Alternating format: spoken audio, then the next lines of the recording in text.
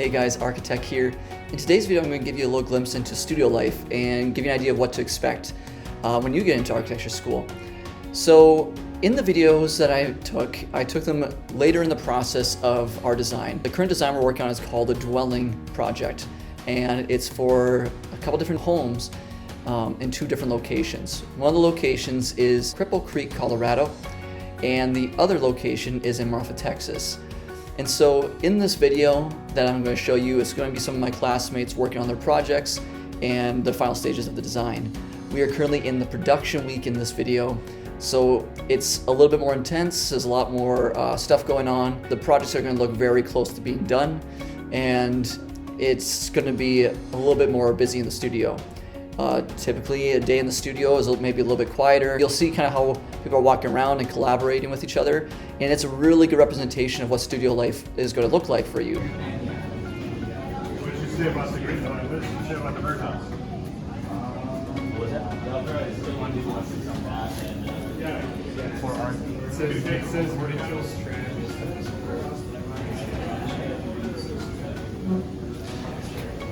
So right now we're in presentation and production week. So we've been working on just getting our final models built, getting our boards done. It's crunch time. It's technically due tomorrow. So here's my model, just got that done. And working on getting our boards done. I guess we'll drop in here. What are you currently working on right now? I need to make a model for my project. And could you give us a little glimpse of your project, what you've kind of done just a little bit so far, without holding you back too long from getting your model done? Sure. This is a rendering that I did by hand. I did this in Photoshop and got the lines from Revit. Oh, that's cool. So how'd you get these? Are these by hand then? Yes, those are all by hand. I'll pull out basically my samples. These are things I drew and then just scan them in. You can scan it downstairs. Nice. And then you just overlaid them in Photoshop? Yep, and then in Photoshop I just overlaid them, recolored them to how I wanted them to be. So every texture in your model and drawing came from something that you imported in, that you hand drew? Everything on here, except for the line work of the building, is made using pretty much these pieces. That's awesome. It looks great. What are you working on, Caleb? I am working on building my model right now. So for our dwelling project, we are part of a community space, and so each of us have our own models. There's 8 of them in a community, so this is my part of my model. We're still putting the pieces together, but... And how did you make that? So, are you talking about like the groups on the side? Sure, like all of it. Like... Yeah, so I did it in AutoCAD, so I took the facades from my Revit file and I exported them into AutoCAD, and then to get my edges to overlap and connect with that finger joint that you can see on the side, I just added the thickness of the wood, and then I rotated back and forth between having a solid and then a negative, solid negative, and then I did the reverse for the other side. Nice. So it turned out pretty well, a lot better than I was expecting it to turn out. Did it take a little bit? Yeah, it did. A couple hours. And so how'd you end up cutting it? I laser cut it. Did you attempt to do anything by hand? No, I did not.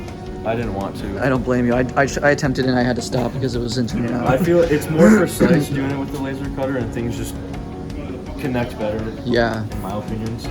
It looks like you have some brick material that you laser etched into there. So in AutoCAD, there's an option for you to insert different materials and textures on there. So I just decided where I wanted the brick to be, and then used the materials that they had in there, and then I just scaled it down so that it would look like bricks to the scale of my model. Awesome. Cool, man. Keep up. I won't disturb you any longer. Yep. And Ian, you're working on guitar. I'm working on guitar, yeah. So I'm doing a similar thing to what Gatus was doing. I took a camera view out of Revit.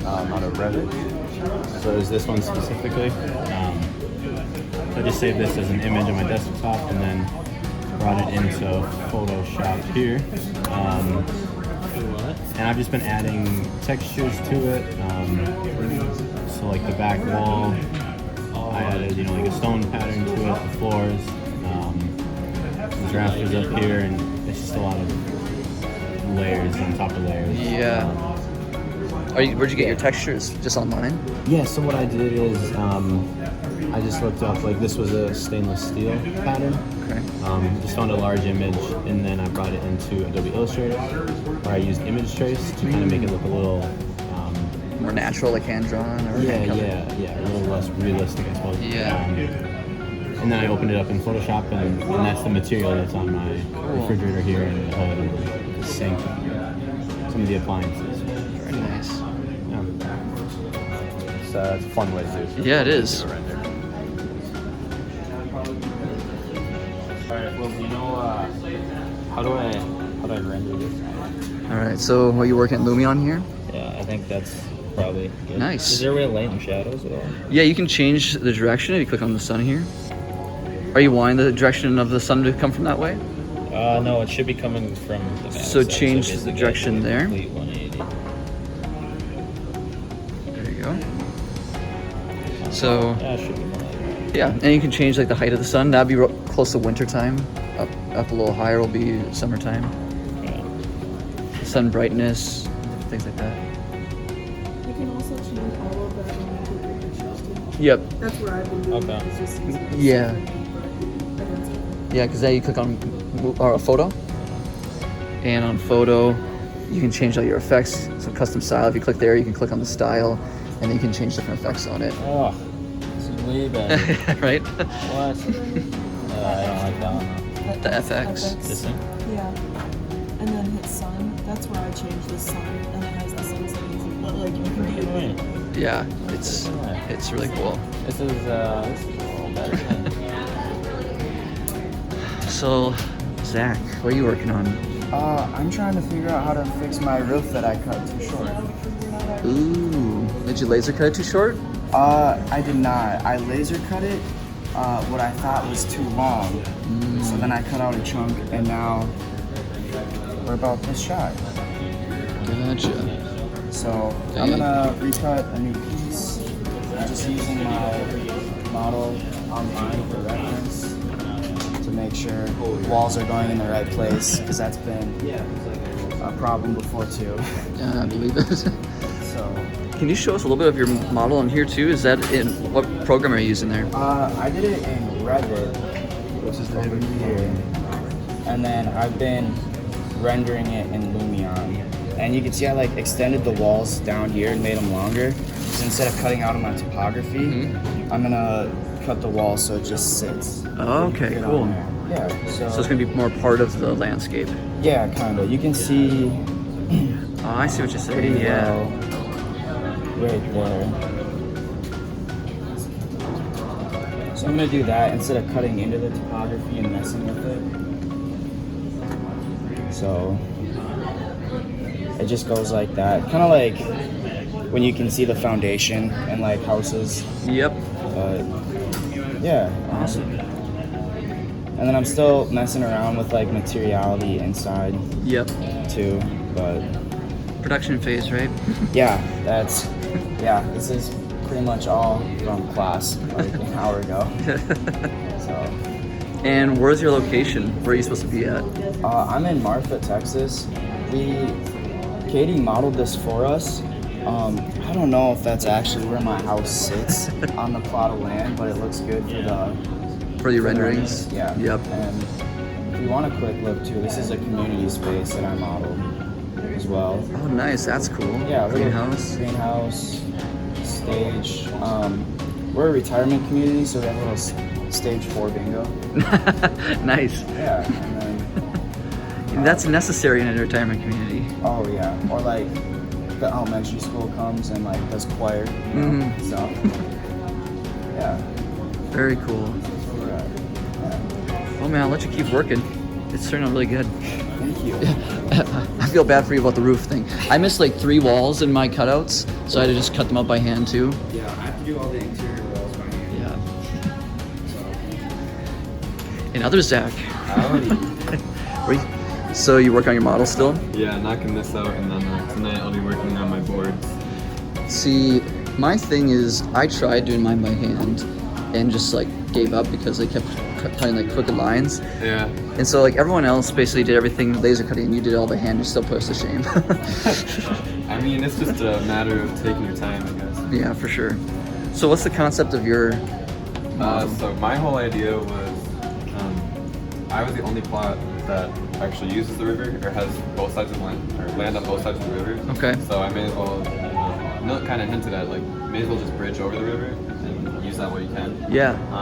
And then since both of my people were artists, I wanted to use a large wall that extended over the river that they could use as a mural wall, and it faces the rest of the community is out this way, so it faces the rest of everyone, so it's just a nice art piece.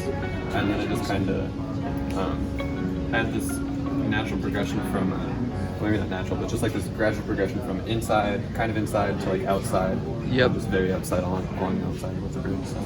That's awesome. Yeah, just, Did you do this just with pen over that? yeah, I just used some graphing pen earlier and sketched that on there. Very cool. That looks beautiful. Yeah, that's awesome, man.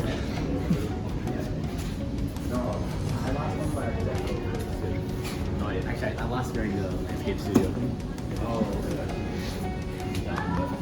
So after getting a glimpse into what studio life looks like in a studio setting, what do you do when you can't meet at studio anymore? So obviously everyone knows what's going on. Coronavirus, most universities have shut down for a period of time, and it's tough to know what to do. A lot of them, school is going to continue on after spring break is over, but just on an online setting. So for those of us who are in the design fields, it can be a little, I don't know, disheartening, a little annoying, because we want to be in studio. We want to be there. We want to be working alongside each other and collaborating. And with this kind of thing happening, we can't really do that. But we can do that, because the thing is, with technology nowadays, we have so many resources, so many tools that we can use to continue to work together and collaborate through these times of crisis and through these unforeseeable moments. So for me, I'm actually in a cabin in Minnesota, just laying low, relaxing, and just being smart. And I'm using this time to get work done and try to think of new ideas, and also just unwind and try to process what's going on. And for many of you, when school starts up, it's hard because you work most productively in a coffee shop or somewhere that's not your house, that's not so familiar and not so comfortable, somewhere where you actually have to take off your pajamas and get ready for the day to go out. I encourage you to find a place in your home that you can do that in, a place where you can feel more professional, like it's your own and your own little studio. And for those of you who live at home with your parents and you have a large family and it's hard to find space where you can work uninterrupted or feel like it's your space, try to get creative. Maybe you can work in the garage, put a desk up in the garage and just work in there for a while. If you're in the nicer parts of the country, you could work outside, work on your patio or your deck. For those of us who are in a winter setting, just find a corner or a nook or a small place that you can work at comfortably. And it's not always going to be easy, but just a place where you feel like you can work productively for the time being. And the important thing to remember is just to be smart with all of this. This is all out of our control. Let's try to be smart, let's try to stay calm, and to utilize the resources and tools that we have. And one thing too is, if there's programs that you're unsure of how to use, or say you just don't know how to do something on the programs, don't forget to call your friends that you work with in studio. Use those resources and those tools, and use FaceTime or Skype, or have them take a screen recording of how to do something. And don't forget to utilize YouTube and looking up how-to videos. And there's a really good YouTube channel out there called The Balkan Architect for Revit tutorials. Really good information out there. So don't forget to use those. Otherwise, find a spot to work at home, create your own studio space, and start working, and stay safe and stay healthy.